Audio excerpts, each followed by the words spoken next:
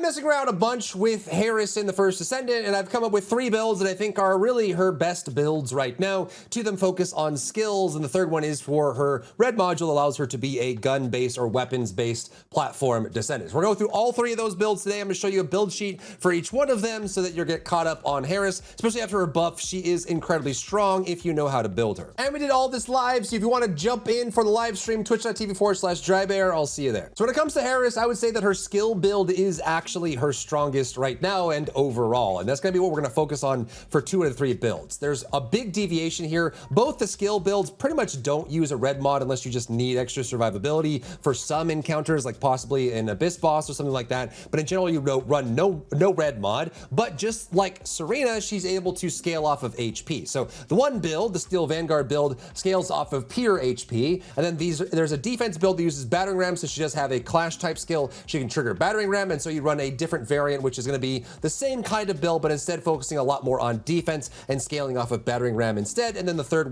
build is going to be a weapon build. The first build, the Steel Vanguard build, looks like this, and we'll go over all the stats and breakdowns later on, but let's just get the build sheets out of the way. So this is the first build here. Again, you'll notice here on the top, we're running 2 different HP mods, Stim Accelerant as well as increased HP. We'll run a little bit of this here as well and kind of build it up, and our goal is to get as high HP as possible so that our max HP can get to 28,000. As long as you hit 28,000, you'll get the maximum contribution from HP from your abilities, which means you'll be able to build up everything you can from that. And then it's focusing on using fusions. We have double fusion, toxic reactor. We use secret garden for the skill power. We're using hazmat disposal team for the damage increase, and then we get enough HP for everything to balance it all out. The breakpoints here, you want 28,000 HP and as close to maximum as you can on skill cooldown. It's actually very easy for her to break maximum skill cooldown, which is minus 90%, just because she has it from her passive, which gives her a large boost from that as well. And you'll see we're only even running 1 focus mod instead of 2, just because we have so much skill cooldown. Build number 2 is the battering ram build, and this one will split between HP and defense. The reason for that is because battering ram, the trigger module, allows us to convert defense into damage from clash skills, which means every time you spam your first ability, you will get a big burst of damage. And with a good roll on the battering ram with double gold like I have, you have it on a very short cooldown, so it actually does do a very large amount of damage. And this one splits up a little bit more. You still want 28,000 max HP. You still want as close to maximum cooldown as you can without going too far over. But then in this case, you're going to want a lot of defense from that as well, which gives you a nice combination between those. I would say with a pretty well-built character, you get easily over 150,000 defense. You can push towards 200 to 250 depending on how you build it, but I just try to put this as breakpoints of targets of what you're trying to build for as well. You'll notice that we use things like shield charge as well to bring all that together, which is an easy combo with battering ram. And in this case, I think you're better off running plague set instead of the hazmat disposal. Hazmat disposal gives you a little bit more damage, but plague gives you more HP. And as you can see here, since we're only running 1 HP mod in this build and focusing on more defense with shield conversion defense and increased defense here, plus more defense and all this built into the arcade tuning, we lose out on some of that bonus HP, right? So it's not as easy to get to 28,000 as you would with the Vanguard build that we just talked about. So we're gonna run with a little bit more HP with the plague set, which allows us to hit that breakpoint a lot easier and more comfortably. And lastly is her gun build. This uses the Focus Supervision red module, which changes all of her abilities up except for the second one, which allows her to get bonus fire rate, bonus explosive attack, and also just infinite ammo with no reload. So she kind of has this weapon build. Now, the only thing I'll preface here is that it has a lot of extra requirements compared to like an infinite ammo Glay or an infinite ammo Viesa from that, or even like Ajax. You have to be able to build up your special meter, spend it on your ultimate, which is a fixed duration. So you have some limitations here, but it does do really well. And if you have really well made launchers specifically, or just any kind of gun, you can run a gun-based build for Harris. All right, now that you've got the 1 sheets out of the way, we've got everything set up, let's go through each one of the builds one by one, talk about how they work, important things to know on how you operate them, and also some stat breakpoints and how to put the build together. Starting with the first build, the Steel Vanguard build. So what is this build about? Steel Vanguard is a easy way to build up offense here, just by having a little bit extra damage here, but really this is just a no red mod build for Harris that focuses on fusion power, and we just had some extra room for Steel Vanguard to kind of build around that, and it's also not the defense variant that we were going over as well. So how does this build work in general? You have a bunch of things moving on for Harris in general. First, let's talk about the passive. The passive is the most important aspect of Harris's kit that you can't get wrong. You actually have to understand this very well. So in the bottom right corner, you're gonna see right here next to my HP bar, you're gonna see this little marker right here. You see this in the bottom middle? This is very important. It is a triangle. triangle, there's three sectors, three little areas that you can look at, and each one represents your buff. So you see right now we have the red buff. That is because we have a full resource. Each one of the segments here is granted to you when you spend about a second in each one of the three segments here of your passive meter. So you can see that like when we're moving around, if we use abilities that spend our custom resource, which would be our third ability and fourth ability, when I activate these, you'll see that the meter goes down, right? So we actually run out of meter there. So you'll notice that we spent about a second in the third part of our passive meter, which gave us the red buff. We spent about a second in the middle one, which gave us yellow, and about a second in the first one, which gave us white. That's your three buffs. Each one of those is incredibly important for this build. By far the most important is going to be your base one, the white one. So you can see with the white one here, the first one, the white one, gives 20% cooldown and some damage reduction, but that cooldown is extremely necessary. You have to have that cooldown on your kit. The second one will give you max HP and defense increase. Again, super important both for this build and the defense build. And the third one is just going to give you skill power increase. So even if you're not using the melee bonus or the firing bonus on the gun build, you still want to get it. So ideally at all times, you are sitting here with all three buffs, which means that when you're playing Harris, you need to pay close attention to when your buffs are up or down, right? So for example, if I am using my skill build, right, and I build all this up and I get all my meter high, so I'm sitting here at high meter, if I wait too long, all of the buffs are going to fall off except for the third one because I haven't crossed over into the center segment or the first segment, right? You need to be able to do that to maintain those buffs. And if you don't constantly go up and down, up and down, up and down on your meter, you're going to lose those and the build's going to fall apart completely. So pay that in mind. That will apply to basically all of the builds, including the gun build. You want to have that little segment there, like right next to my face here, like right over here, right over there. That thing's got to be full at all times. So pay very close attention to that. Next, if you're running Steel Vanguard, in order to trigger Steel Vanguard, you need to actually do a clash type skill. With no red mod equipped, that's going to be your first ability and your second ability. So they both have clash. You have to hit an enemy with it as well. You'll notice I don't have Steel Vanguard activating. It's only when you strike an enemy. So if I go punch an enemy, then Steel Vanguard activate, that's that pulsing poison. And you can see it actually does very respectable damage. You can have almost full uptime on this depending on what mod you have, but being able to trigger this regularly, it's going to go on cooldown for a short little bit. You'll notice that it actually is down here by the middle, so it's actually right next to my my passive meter as well. So when I hit this, it's going to be able to pulse that damage. That's where your free damage is coming from. So you want to make sure you're using your first ability and your second ability to stack that up and trigger it. Your second ability is going to be great for moving around. So you actually go up into the air and then slam it down. This will give you a free way to travel around. It is also a clash ability as well. You can aim it up pretty high and go a pretty far distance. And if you don't hit anyone, it refunds its cooldown. So it's great for traveling. And sometimes you'll actually run out of cooldowns on your first ability. So if I hit this, hit this, hit this, hit this, you'll notice I run out of cooldown. That's when you want to be using your second ability to be able to deal damage and build up your passive resource as well. Your third ability is going to be your aura passive. So let's kind of refresh this here. We'll use the third ability and you'll notice there's this aura trickling around. It's like this gas coming out of the back thing when you have a normal skin there. And when you go over here, you'll notice it has good damage. So this will pulse damage while you're dealing damage with the punch, while you're dealing damage with Steel Vanguard. So you can see here, we're just pumping millions upon millions upon millions of damage. If we need to, we can slam down there and getting tons of damage that way. Very easy pickup, very easy bonus damage that way, constantly spending it. But again, make sure you're paying attention to your passive meters. You can see my second buff went off. We get the second buff there. Sometimes you're gonna have to wait a second to let it refresh and then you'll get that buff stacked up. Then you're good to go. However, for the Steel Vanguard build, it's all this pulse damage and bonus damage and aura damage and all that put together. The big creme de la creme, the icing on top for the build is gonna be the ultimate. So this is gonna be using up some of your passive resources. One of the primary ways for you to actually spend resource, you get down to the middle and first portion to get those buffs active. What it does, it's like a Victor laser from League of Legends. You activate this and it'll just do two concentric beams that will come together and deal damage. However, I'm sure your little brain is working on that. If you get really close to an enemy and you activate this, it'll actually pulse on the target and hit every single laser beam as well. And it does insane damage. You can get upwards of 100 to 200 million damage in a single strike if you have a full fusion build on this ability.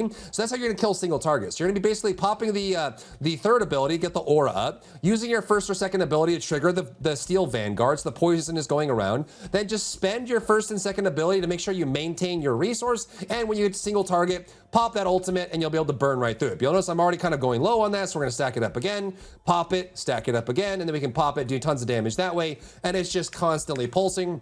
This build, I think, is her best build overall, and it's something that you want to use for basically everything. I've been using it to solo Onslaught, I've been using it for dungeons, can even use it for single target if you'd like. I think it is her best build overall, and is where her highest damage comes from. Now, again, with this, you want to hit pretty much exactly 28,000 HP. You can go over it for more survivability as well, but that's when you're going to stop getting damage from it. You'll notice that passively I have 26,000. The reason for that is that her passive gives her 60% HP increase. I have spaced it out now where that if I get that passive active, the second passive, it's going to go up to 28% or 28,000. So I'm right here on the second. If I spend this once, I'm now in the second meter. I now get the second buff and I'm at 28.2. That's what you want to do. Then you want to max out as much defense and skill power as you possibly can and stack it up that way. And that is the Steel Vanguard build. For arcade tuning, I like just going skill power here because it's pretty much all you need. She's not a crit descendant because she can't really scale it without an insane ancestor module. So by the way, you could run crit on her if you really wanted to. You would just need an ancestor module that has insanely high crit rate on it. Because she's such a low crit rate ascendant, you need something that goes over it, and I can't really expect people to have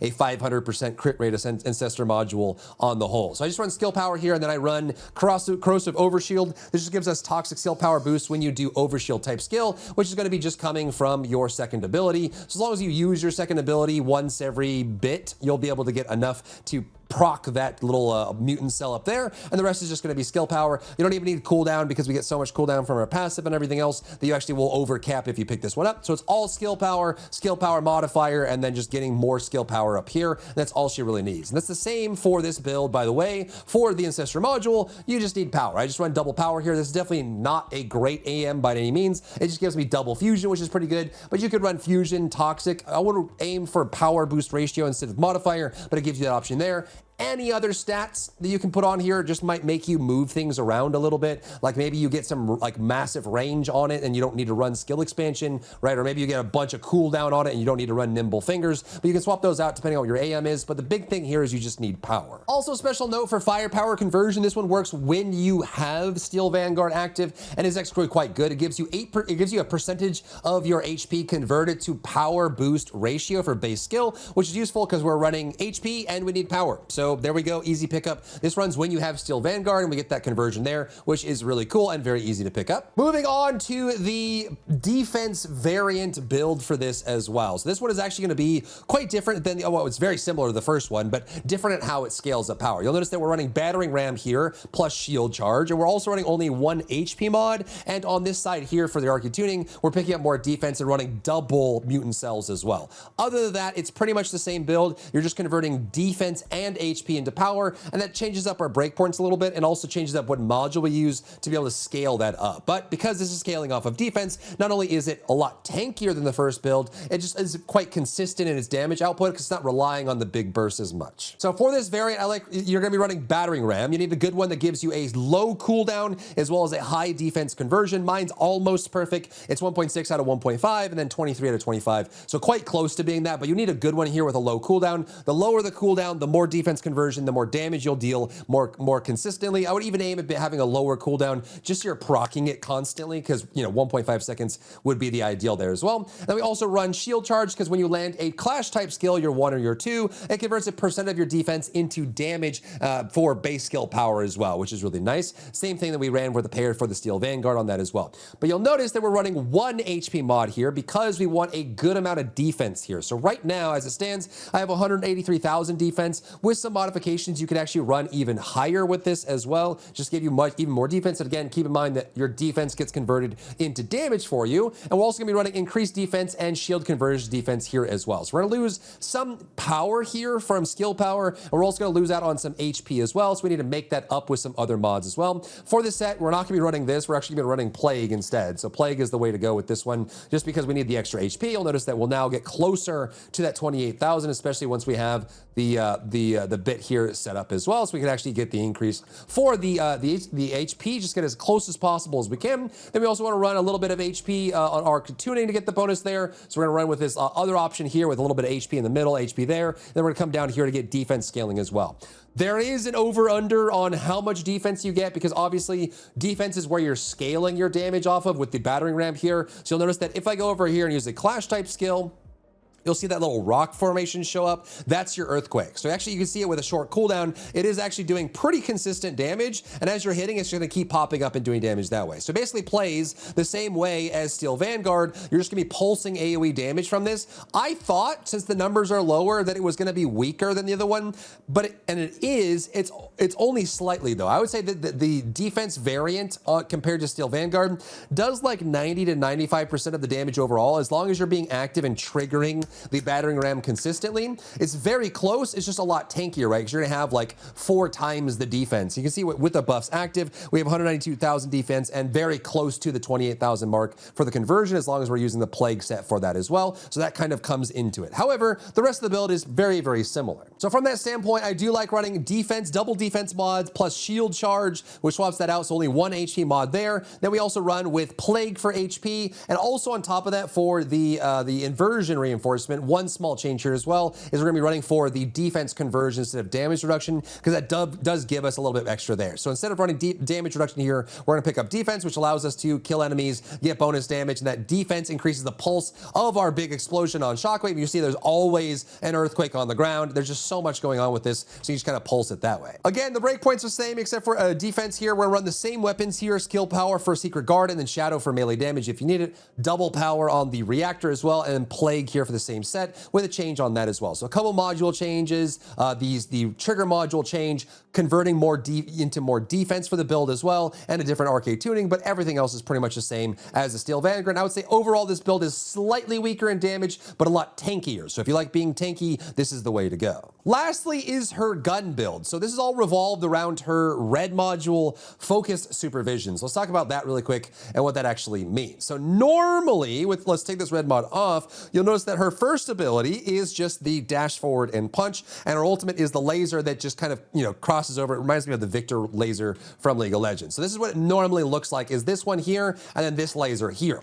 When you equip the Focus Supervision module, it's going to change basically everything except for the second ability. You'll notice that her first ability now is no longer a punch, but instead a long-range laser. So it actually pulses 2 lasers at a distance and deals damage that way. It also does turn into a piercing projectile, though it won't trigger all piercing projectile effects for whatever reason. And then her ultimate is now a channeled laser beam. So instead of a cross beam, it just channels until you run out of passive resources and it ends. So your question is, Dry Bear, why is this a gun build instead of a skill build just because it turns into lasers? The big key is going to be the passives now from this red module. The first one is that when you shoot your first ability, while your first ability is active, it allows you to reload your guns instantly if they run out of ammo. So if we pick up one of these guns here and we pack up the first ability, you'll notice that while I'm shooting, if I have my first ability active, watch the number of ammo.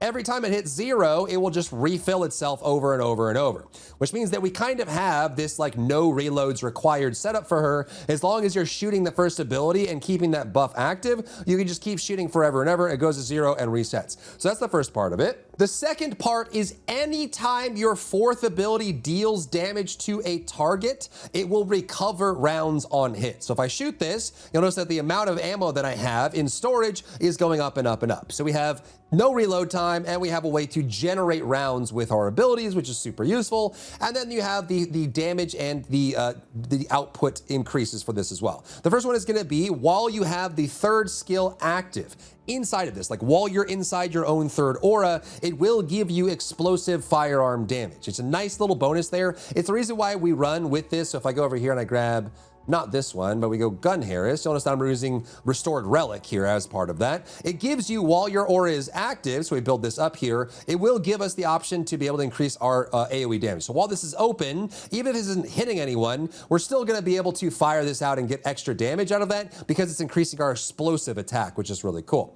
So we go to that as well, then we go to the passive. We'll notice that the passive no longer gives us melee damage. It no longer gives us like a max HP from the second one. This one gives us on all 3 buffs, fire rate. So you'll see fire rate 6%, fire rate 6%, fire rate 6%. That means we have 18% fire rate increase while we have all 3 buffs active. It also gives us firearm explosive attack increase as well. So we get fire rate, explosive attack, plus explosive attack here, plus the ability to not have to reload, plus the ability to gain ammo. That means that we have all the little pieces here for a pretty cool and pretty strong gun build as well. We're also going to swap this out for having these, like, getting skill range duration, but primarily also getting the fire rate increase on Shell Crusher. The stats on the reactor don't matter too much. Keep in mind that when you're running this build, if we clear this really quick and respawn, you will actually have, you'll be doing some skill damage. I messed around a bunch with doing skill damage as well. You notice the skill damage is not terrible. So like with the one, it does actually do like, you know, couple hundred, like 500,000 to 1 million per hit, which is pretty good. And while you're channeling the ultimate,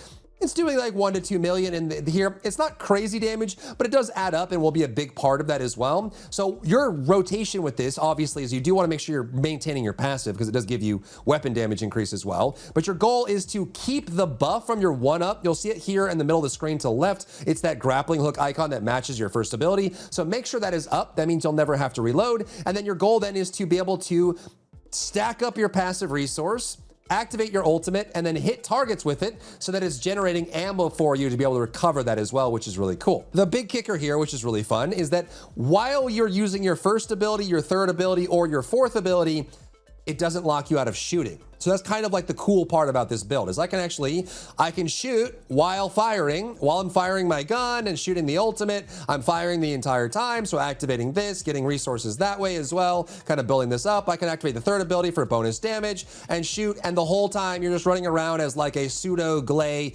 building up resource, recovering ammo, firing the entire time, going, which is pretty cool. The big downside here is that the damage output, in my opinion, is still a little bit less than Steel Vanguard, and also it's not perfect. So there's a couple downsides with this build that I think is holding it back from being as good as, say, like a Gliesa or a Glay in that regard. The first one is that the amount of recovery is kind of slow, in my opinion. You can get, you know, instant reloads with her first ability, and you can recover some rounds with a fourth ability. However, there's one major problem with it right now that I hope that they change. If they do change this, it probably will make it a lot more viable build. So on this, notice that there is a amount of toxin, which is your special resource, consumed every tick while you have your ultimate active. However, if we take this off and we do cost, let's take skill cost. If you run skill costs, say we do like whatever, maximize conservation. Let's do that. So you'll notice that we do maximize conservation, so we lower the cost of something. You'll notice that the tick amount on your third ability goes down. So while your third ability is active, while you're running minus skill cost on this, for the build, it will tick less of your special resource on the third ability. So like while this is up, we can activate this and it's gonna consume slower, which is awesome. It means we can keep the third ability active longer, allows us to play along with it. However, you will notice that at the very bottom of the ultimate, skill cost doesn't apply. It doesn't make the tick rate on your ultimate slower, which means that the amount of ammo that you get from the ultimate is fixed. You can't make it better, you can't improve it. Even adding duration won't matter because you'll run out of special resource and kind of just drain it that way. So as we have this up, you'll notice that I can't lower the cost. It's gonna be the same duration every time, which means the amount of ammo we can get is fixed, which is pretty rough. It means that sometimes, depending on what resources you have, it does become kind of hard to be able to play around with that and manage the amount of ammo you get. The big way to save this is using Potent Collector, which means that when you kill an enemy, you have a low chance to recover custom resource, which is going to be your toxin. This version of the build, even though Steel Vanguard and Battering Ram are both very custom resource intensive, this one is even more so because you're constantly spamming the ultimate in order to get ammo back, right? So you want to be able to shoot and shoot and shoot and shoot and get that ammo back to be able to scale it up that way. However, if you don't have enough custom resource, you can't activate the ultimate, you'll constantly be drained. You can see down at the bottom, we have constant amount of draining. We can't keep it up as easily. So depending on how many enemies they are, how often you proc Potent Collector, or how much resource you get from your first ability, it limits how much ammo you can get. And in some encounters, in some scenarios, you might actually run out of your main ammo, especially for a launcher, which is what you should be using with this build. The next thing is that this build is built heavily for launchers in general. This is what I would run as a multi-hit chance for the Restored Relic. This build specifically, just multi-hit chance on it overall. The main reason being is that the passive gives you fire rate, it gives you 50% base multi-hit chance, it gives you firearm explosive attack increase, and firearm explosive attack increase. It's kind of built for multi-hit and for launcher. For this, I would run either the Exterminator or the Restored Relic to kind of build it up that way. This is what I'm running right now on the Restored Relic if you want, kind of playing around with this on this, but it's basically just multi-hit chance, no crit rate because it doesn't scale off of that as easily, and then you just do AoE plus extra fire damage on as well, plus rolling multi-hit chance, multi-hit damage on these to get these all lined up. You could try and run with more fire rate, which I did try initially. I had changed this build a whole bunch. You can see I don't even have like the final mod in there. However, the downside, as we mentioned earlier, is if you run more fire rate on this build, you will then come even closer to not having enough ammo to be able to maintain the ultimate to get your ammo back. Higher fire rate consumes more ammo, and that's only good if you have truly infinite ammo, which this build has replenishable ammo, but I wouldn't call it infinite depending on your mod build if you're running Potent Collector. If you're not running Potent Collector, which I had to take this mod off for Onslaught solo, when I was doing Onslaught slow, I was actually running HP Collector just because you take so much damage, because while you're running around and doing this, you're actually not moving that fast. You're taking a lot of passive damage, and in modes like Onslaught, you get hit pretty hard. Now, that being said, I do think that there is room for other weapons. Now, keep in mind that if you're running a weapon that doesn't have explosive attack, you're going to miss out on some buffs from her passive and her third ability, and also you're going to miss out on multi-hit chance if you don't use a multi-hit weapon.